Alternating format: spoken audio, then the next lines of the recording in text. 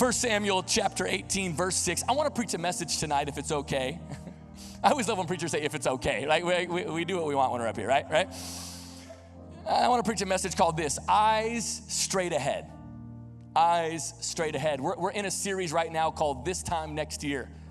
And we've made a declaration together, an over declaration that says, I want to be different this time next year.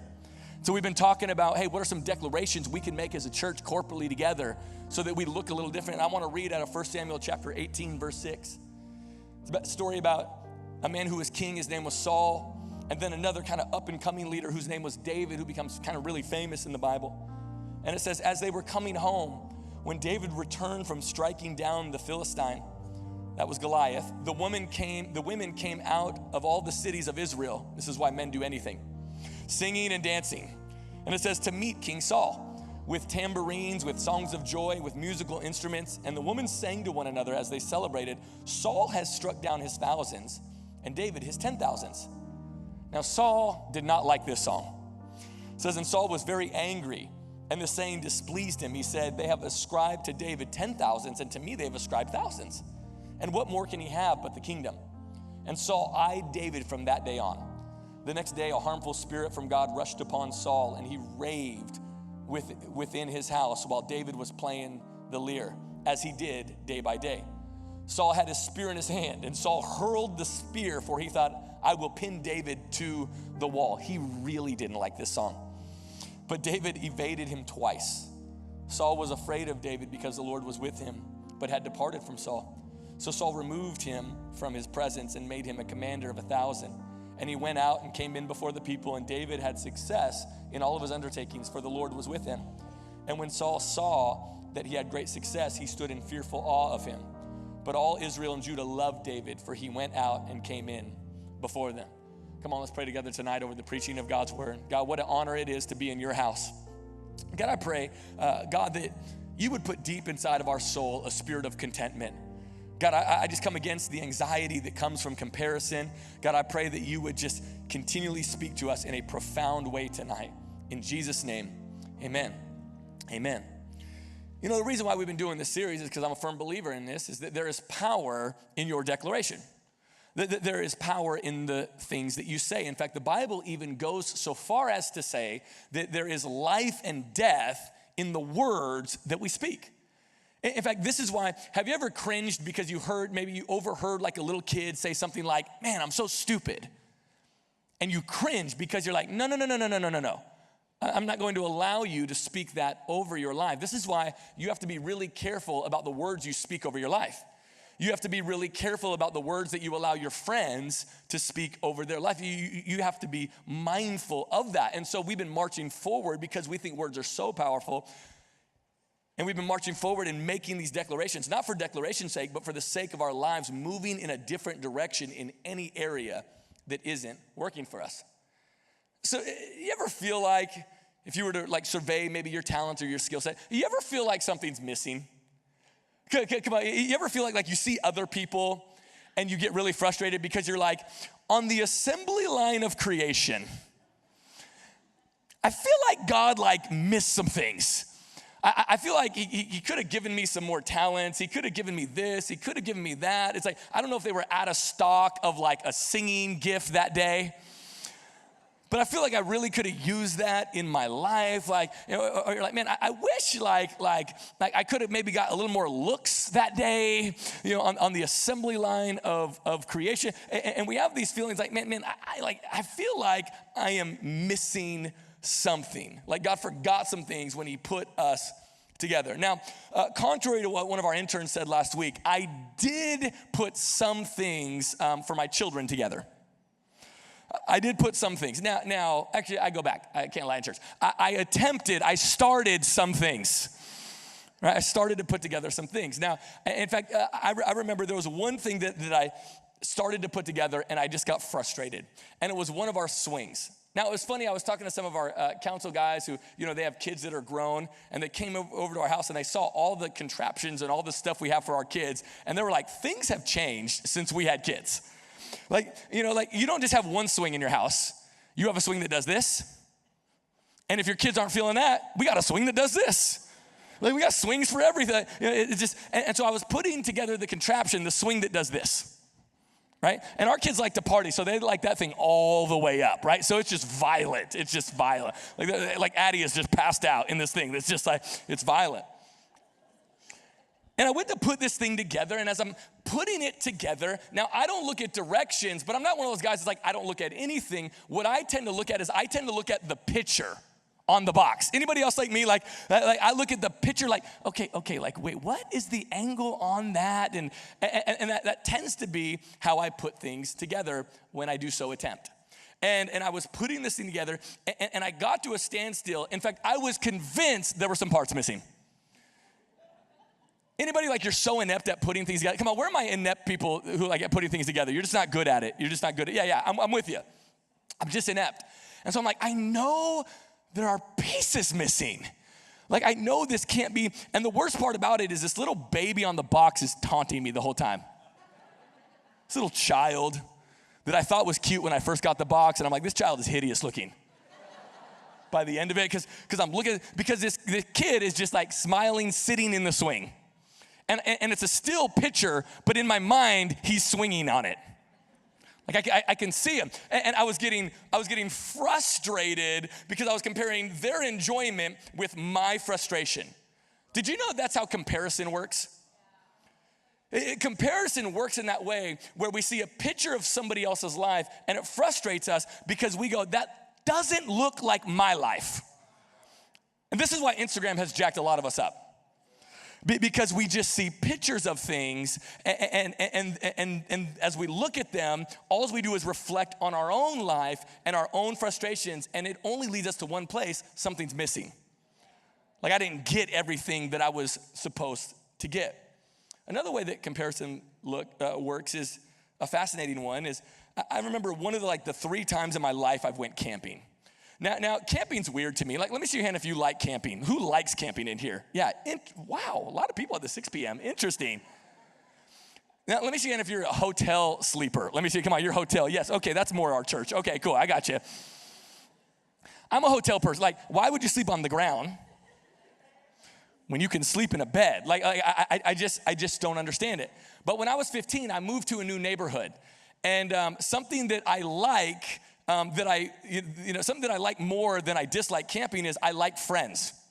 And so when I moved to a new neighborhood, this guy comes up to me I just met, same age as me, and he says, hey man, my family's going camping, do you want to go? I'm like, camping? I love camping. Because I needed friends. I moved to a new neighborhood, I had no friends. And I went camping, and I gotta be honest, it was worse than I thought it was gonna be.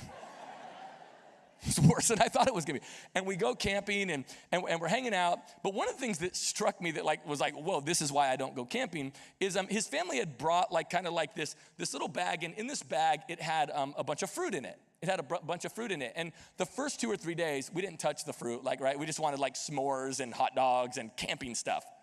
But after about 3 days, I remember we were at the lake and we're like, man, I don't know if I'm dehydrated or what, but water and fruit sounds so good. And so we went to this bag, and we go to open up the bag for the first time in a few days that we're camping. And when we opened up the bag, all these fruit flies start taking off from the bag. I was like, this is why I don't camp, right? This is exactly why.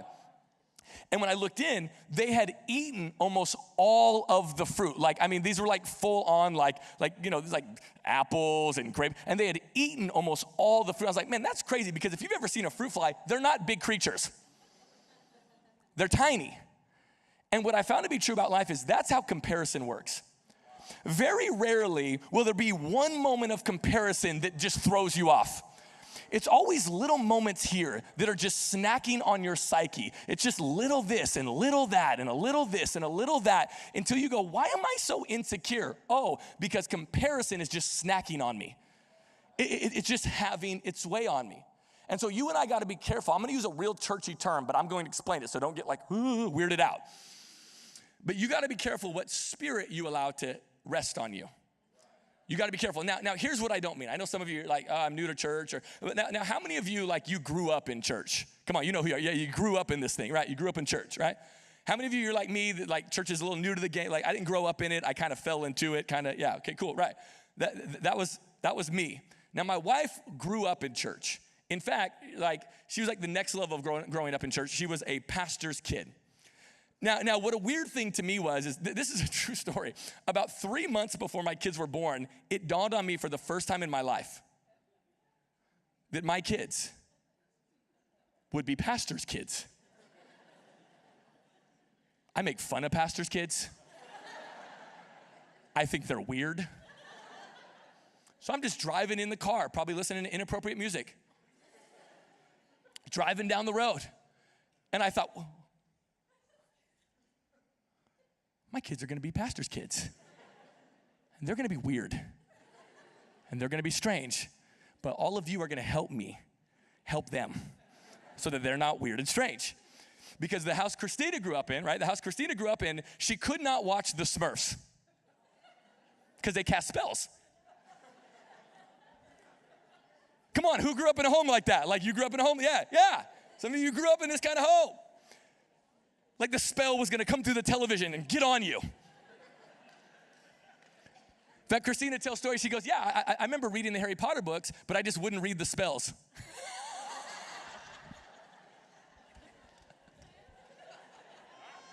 How good is that? You just read and you're like, oh, no. Oh, okay. Right? Too real, right?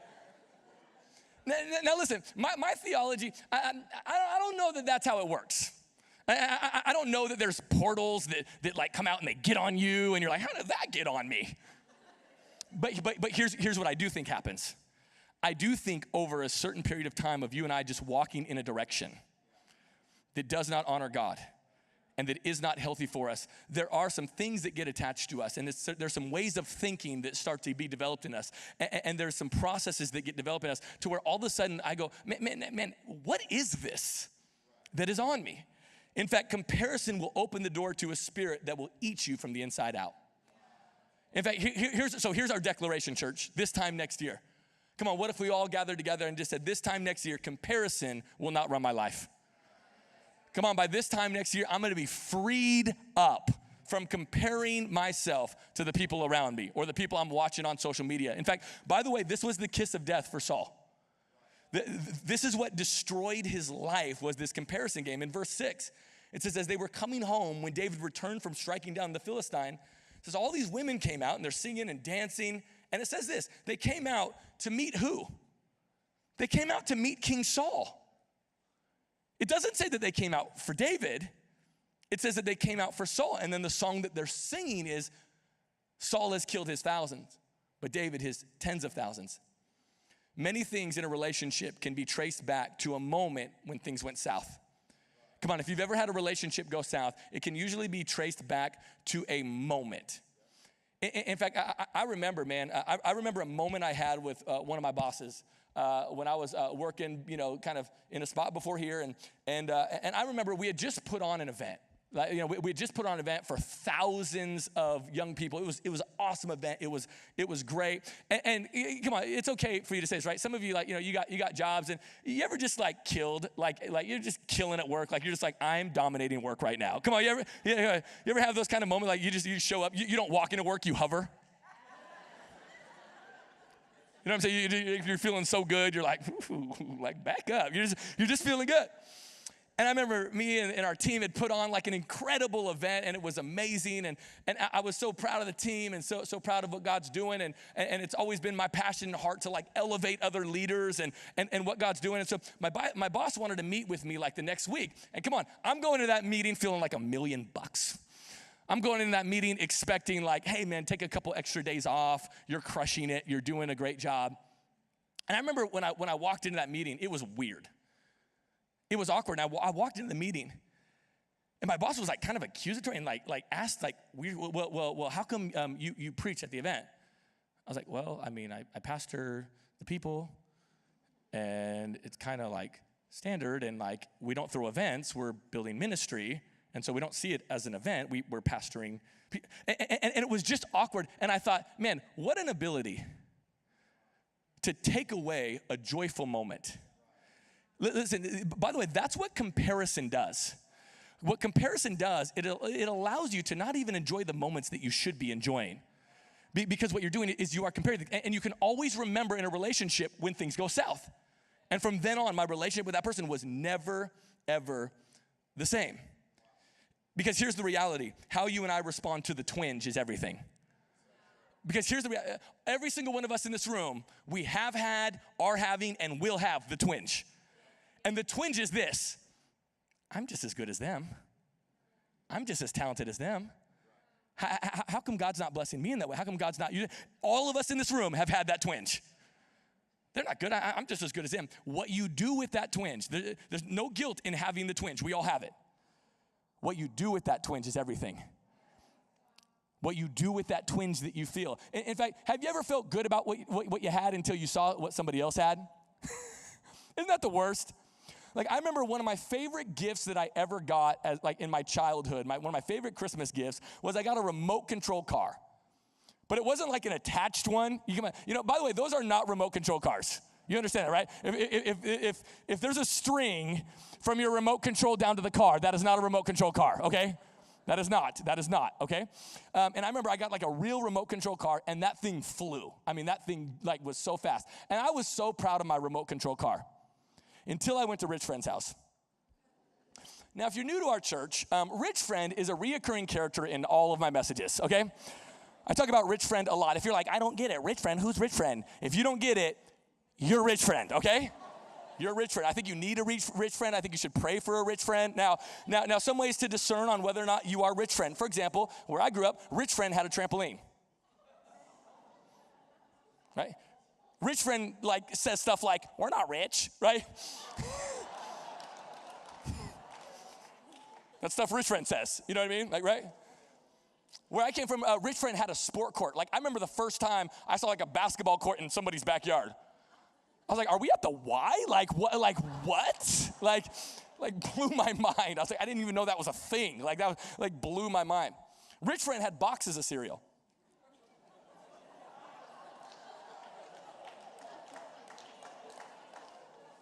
If you don't get it, you're a rich friend.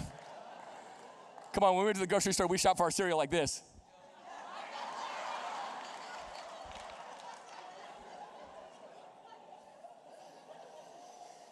So I get the greatest gift I've ever been given in my life, a remote control car. And I'm like, rich friend, come here. This is amazing. Check this out. I'm like, I finally got one. Project Housing Kid has something on rich friend. And I'm driving my little race car, and I'm like, this is amazing. You know, a rich friend comes out in a little Bigfoot. Runs over my remote control car, rich friend. Felt great about what I had until I started comparing it to him. What if you and I this year, what if we got content? What if we just got content and saying, God didn't miss anything. God created me exactly how he created me. And he's blessed me with exactly what in this season of my life he has seen fit to bless me with. What if God hasn't missed anything? What if God's got you right where you're at for a purpose to say, oh, you know what? If I needed that, I would have it. Can I tell you one of the most encouraging conversations calls that I got when we were planting the church? I got a call from another pastor in our city.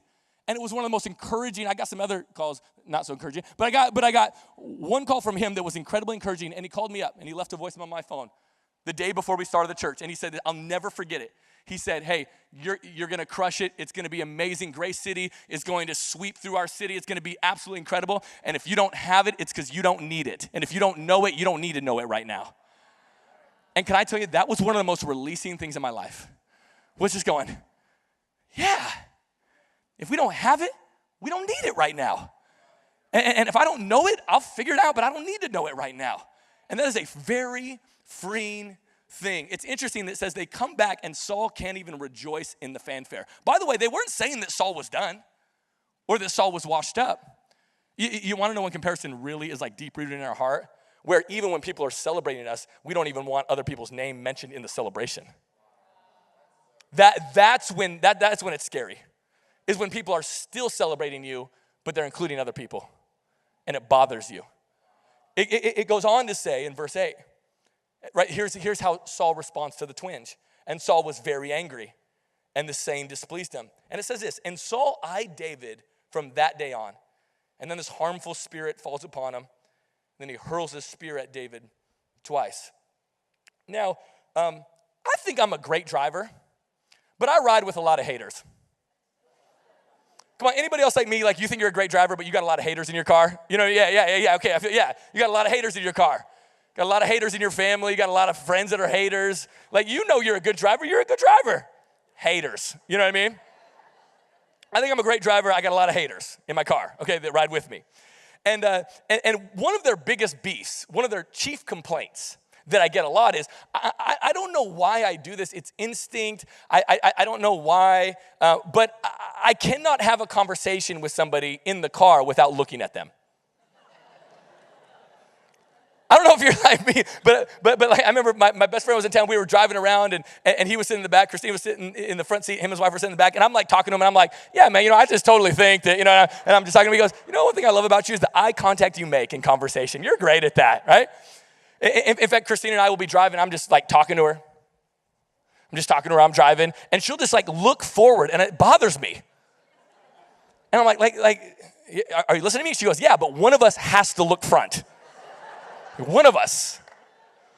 And one time she told me, she goes, we can still talk without you looking at me. Like, you don't have to look at me to have a conversation with me. And the reality is this, that you and I can have relationship with people without fixating on their journey. You and I can have relationship with people without fixating on their journey. We can enjoy people and enjoy relationships. It says that Saul, from that day on, he just kept his eyes on David. And he just kept watching him. And you will never, ever get where God wants you, watching other people.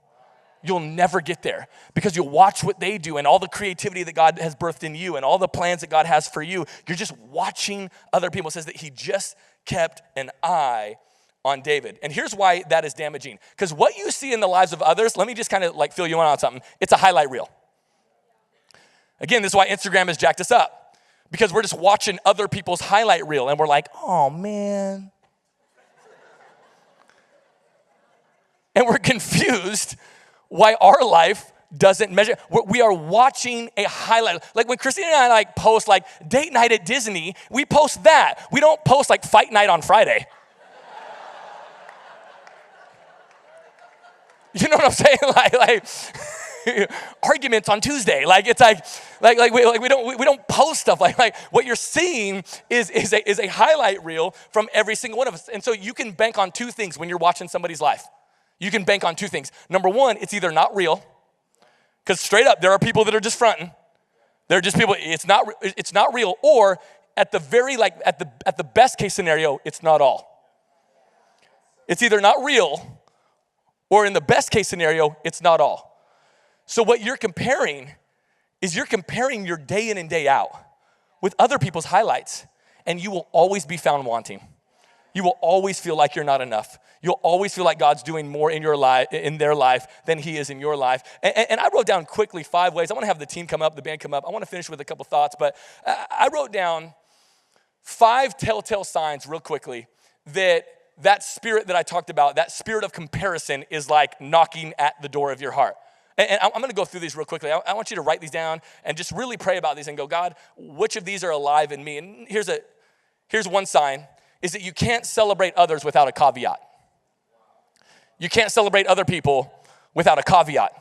Now, some of you, you're smooth. You're acting like you're celebrating other people, but you're not.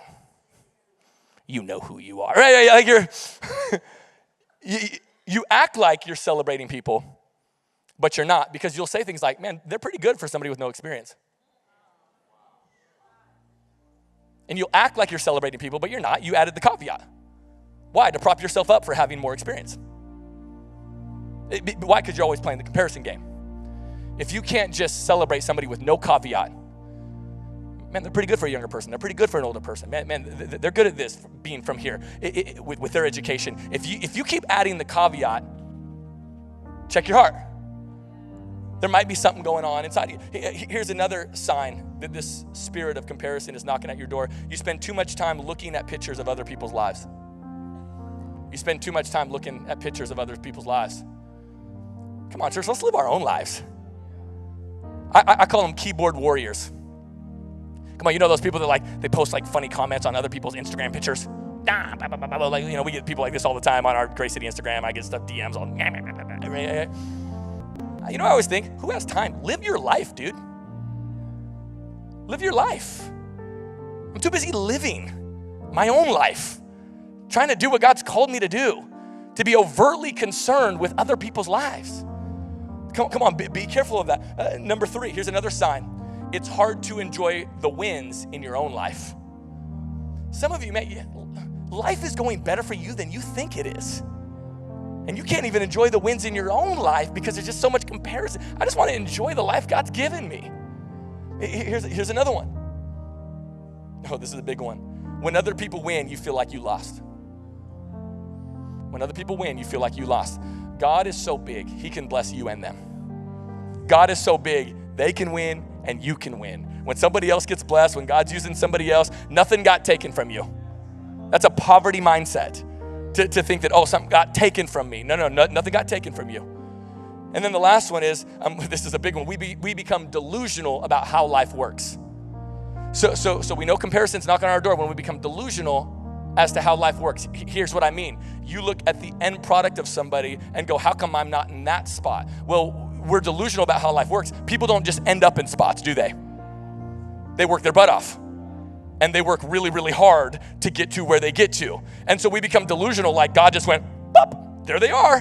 How come you don't do that to me, God? Because he doesn't do that for any of us. We become delusional as to how God works. That's when we know comparison's knocking on our door. And we see that in Saul. By the way, it says that he threw his spear at David twice, and it says that Saul was afraid. See, it starts with anger, but comparison will always lead you down paths of paranoia, where you're afraid. And one of the things that's fascinating to me is it says that David, he threw the spear at him twice. Now, I didn't just read over that. That kind of blew my mind. Because like, if you try to kill me once, we need to renegotiate the boundaries of our relationship. Whoa, you tried to kill me. I'm out of here, right? But David's like, whoa, Saul tried to kill me. What's for lunch? Stuck around for another one. Whoa, that really was in his heart. That was on purpose. Listen, if we feel like we have to compete with you, now for Saul, his limit was twice, right? Eventually, he does end up leaving Saul. But if we feel like we have to compete with you, people that always are competing with us, we eventually leave. You don't want to know who ends up alone? The people that are always competing with other people. People that can't celebrate people. This is why none of us like hanging out with the one-upsmanship guy. Come on, you know the guy that's like, you're like, oh man, we went on a nice vacation. We went to this mountain. He's like, I think somebody in my family owns that. Like the one-upsmanship guy. None of us like that, hanging out with that person. Why? Because they're always competing. And if you're always competing, you're going to end up like Saul did. You're going to end up alone. Drove him crazy. Saul was afraid. Here's the important thing when it comes to comparison too. By the way, comparison in and of itself is not all bad. Because you need comparison to grow. You need, right? I mean, how else will I grow if I can't compare what growth looks like? So you need to compare the right things. Come on, I'm inspired when I see great husbands and how attentive they are. And I'm like, okay, cool, I can learn from that. I can compare, and okay, I got to grow. And there's different things that I can compare, like work ethic. I go, man, I gotta grow. I gotta work harder, and I gotta lean in. Like those are good things. But when you're comparing the end result, you and I can't control the end result. You and I can't control what God breathes on and what He doesn't. And what I found to be true about my own life is that when I compare the right things, I grow. When I compare the wrong things, I grow weary. When I compare the right things, I grow. And God uses it to grow me. But when I'm comparing the wrong things, I'm just tired, man.